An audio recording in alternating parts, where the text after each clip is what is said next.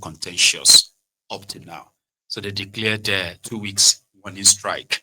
Then they changed their mind, and this is why the guy that declared strike is telling us now that if Tinubu fail them again, they are just going to go to the strike. This time they won't want them. Are you right? Our union believes that objective has been partly achieved. And one of the reasons why we said so is because each time you go on a warning strike, your intention is to draw attention to the issues that are, between you and whoever you're discussing with.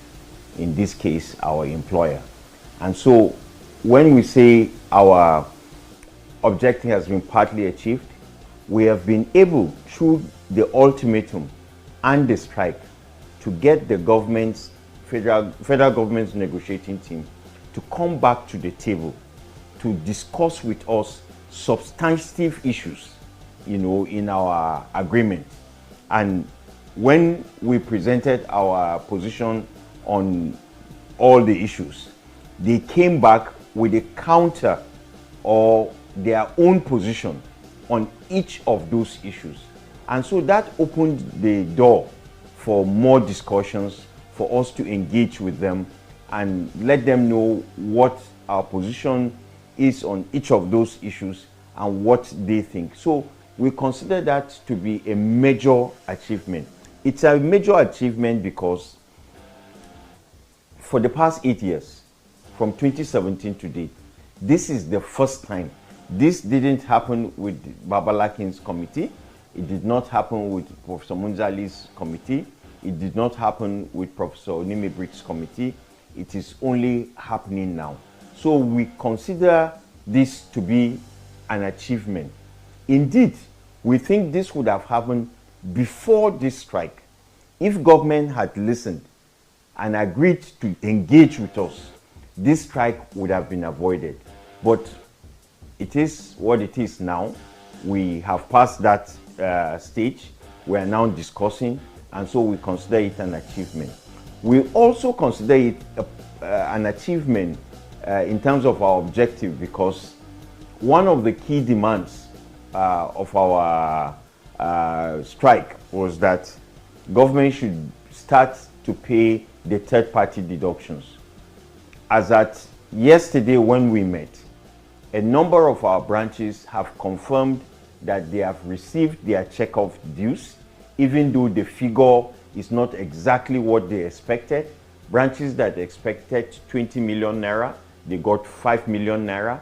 Branches that expected 3 or 5 million naira got 700 or 800,000 naira. But we think that is part of what we need to see. We can now correct and inform government that this is not what the figure should be, and then it will be corrected. We also have assurance from government that from today, Wednesday, more payments will come to our members, and we have engaged the chairman of the federal government's team, Alhaji Ali Ahmed, and he has promised to go around all the agencies to ensure that our promotion arrears, he gets a feedback on it. He gets a feedback on the 25-35% salary increase. He's going to understand the rest, so they are still giving them a promissory note, but they gave them something. So it's a show of, good faith. So they want to give them the benefit of the doubt. And if they don't come back to do the rest, they will go on strike. I just have to feel sorry for those of you who are students under this kind of system. I mean, they've normalized it, so that some of you have always been mentally prepared that 4 years course can turn to 5, you can possibly turn to 6 because of these guys. All right. So they have removed subsidies for schools, obviously. And that is why the school fees are now meant to be paid with students' loans. So they have other things underlying that they will make public. It's all about money. our emoluments, our rights. We're supposed to get paid this. You can't be paying politicians this amount, and then we are not getting the proper promotional paid and other stuff. But it is more complex because of this greed that is the drive behind the whole thing. Nothing about patriotism, professionalism, and what have you. No, it's mostly, some would disagree, but it's mostly about just this greed that drives everyone. And in the process, you can't be cheating us while you are, enjoying. We need this. Oh no, you can't have it. The country is going to go broke if we do that. Oh no, the country won't go broke because you are enjoying this. You know what I mean? Like back and forth. While in between, the grass, the students, and their family, and those who suffer the whole back and forth. So I feel sorry for those of you under that system, right? Going forward, feeling sorry is not really like feeling sorry per se, but it's just kind of like a figure of speech. So in Asaba, the capital of Delta State, this is a state capital road. That tells its own story by itself.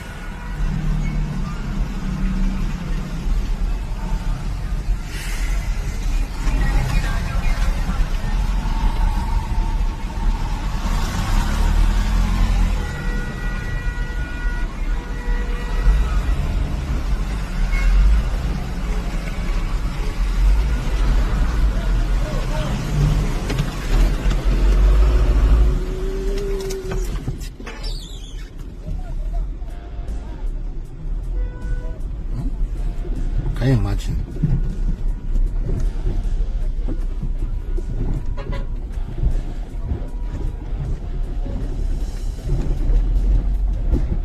Tell me why I want to not go spoil. Eh? Go. Ah, no. Ah, Jesus of Nazareth.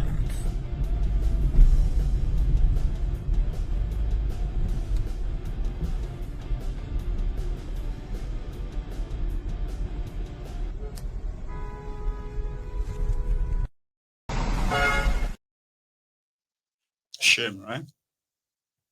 Yeah. I mean, it's an example of how much these guys have been having access to since Kolu came in, right? They said between January and July 2025, Delta State received a total sum of 361 billion naira, 230 million naira.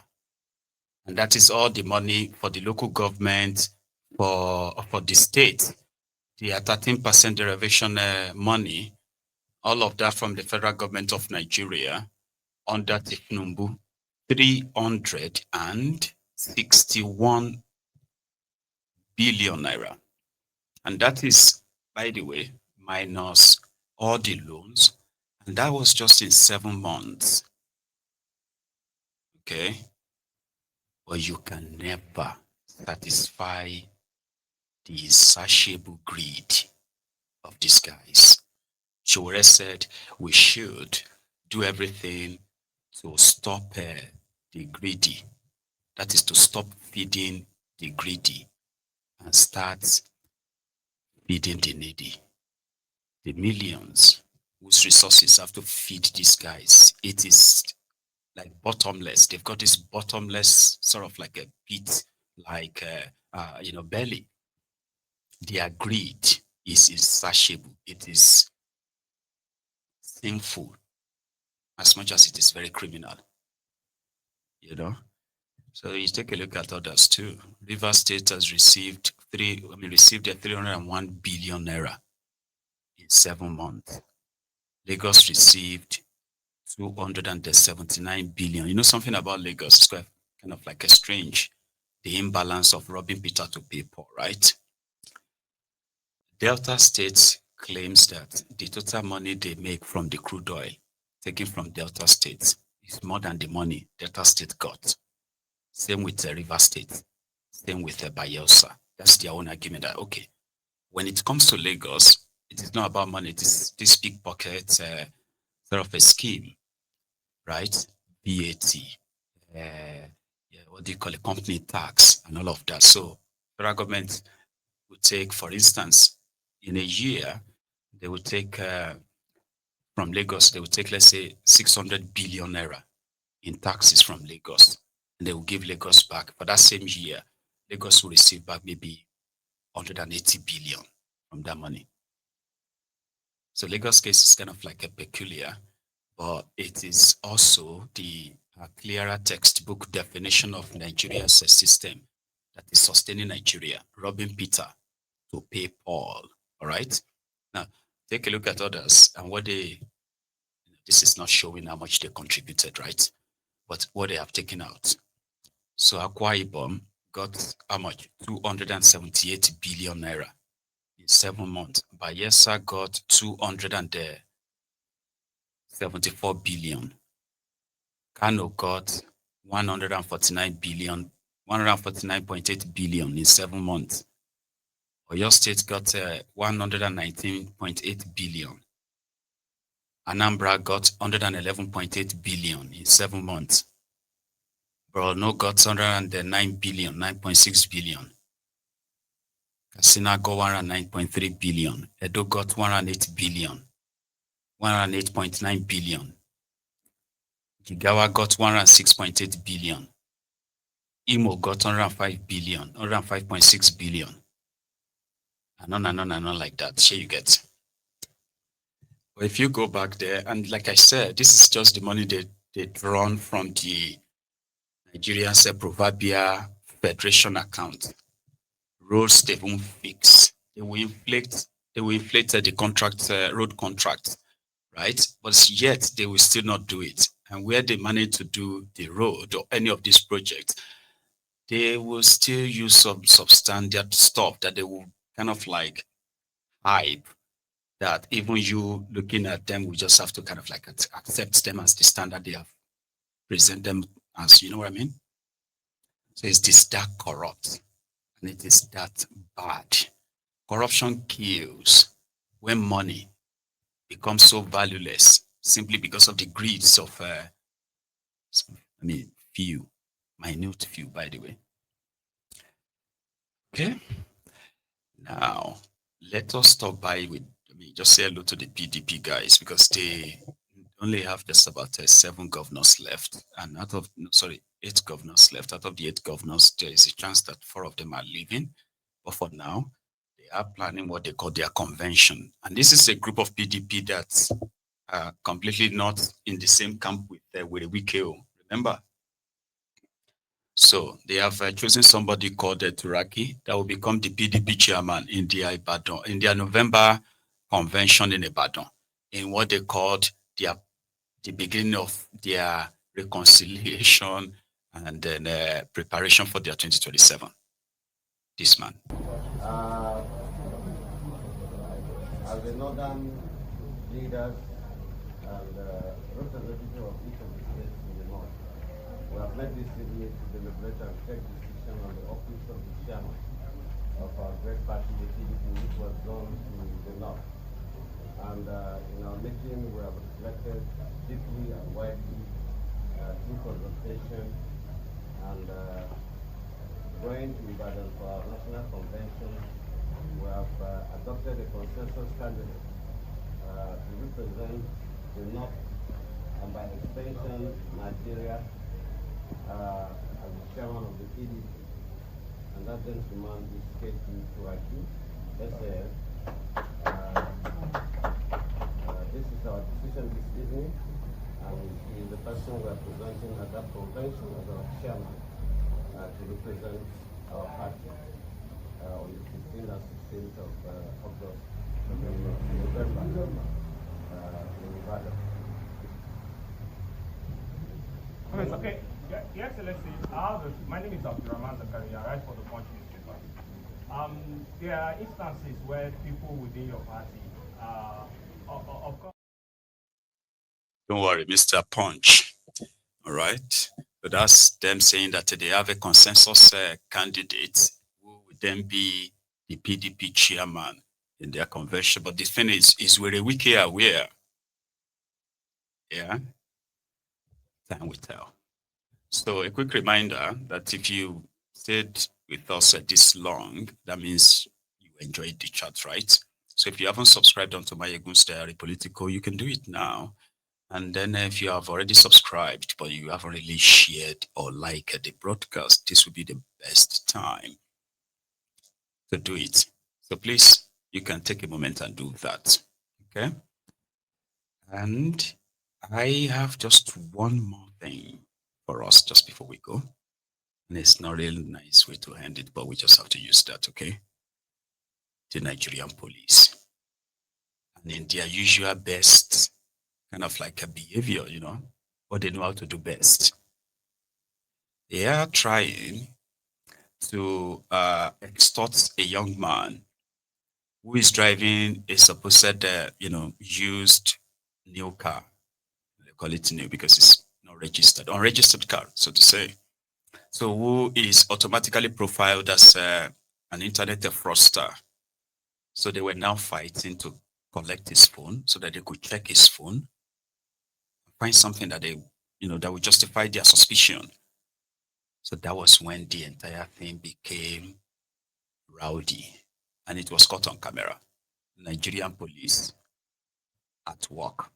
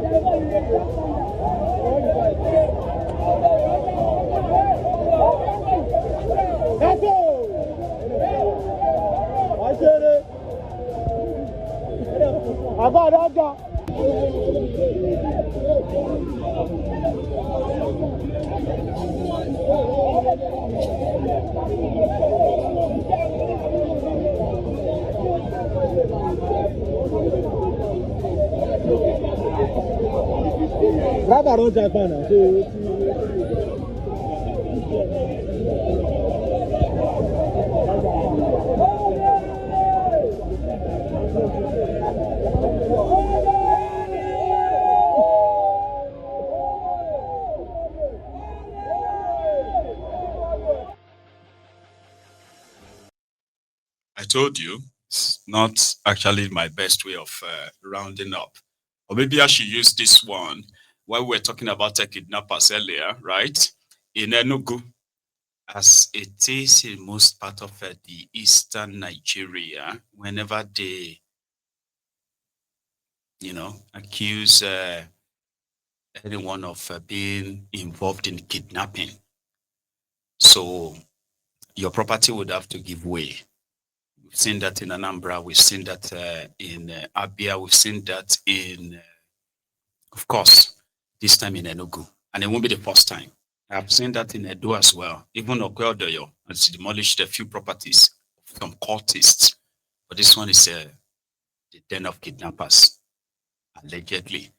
But again, my position is the same. Are they not destroying evidence? If the place is a den of kidnappers, it simply means that it will house a lot of evidence.